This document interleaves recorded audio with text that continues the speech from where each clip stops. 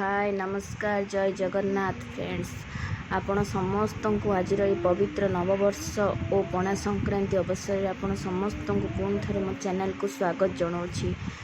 Friends आज हूँ पणा संक्रांति ओडिया मानकर नववर्ष।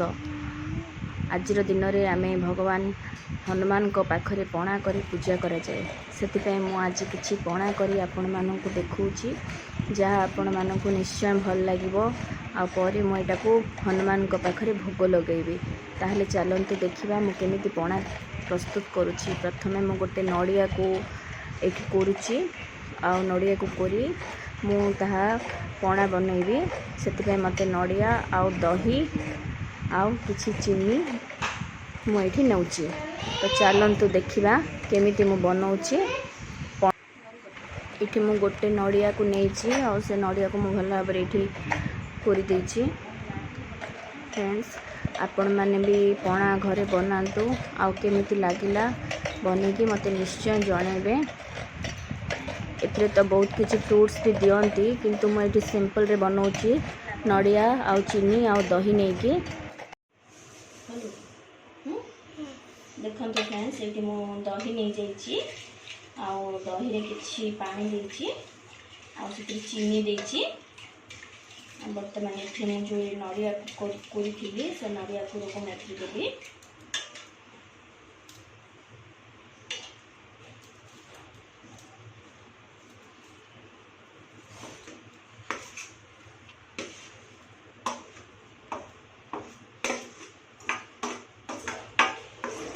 नड़िया को देखिए आम भला मिक्स करदे। आपन चाहिए कि कदली भी दे पारिबे किंतु मैं ये कदली दौनी खाली नड़िया पूरा देके मु दही पणाटा प्रस्तुत करछि।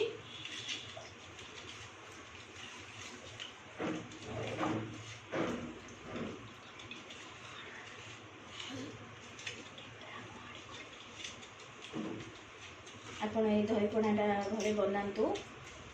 आज पणा संक्रांति रे घरे घरे पणा प्रस्तुत करा जाए आउ मु भी आज सेमती दही पणा बनैछि। एटा भोग भगवान पाखे मु भोग लगेबी। देखंतु हमर दही पणा रेडी हो गला।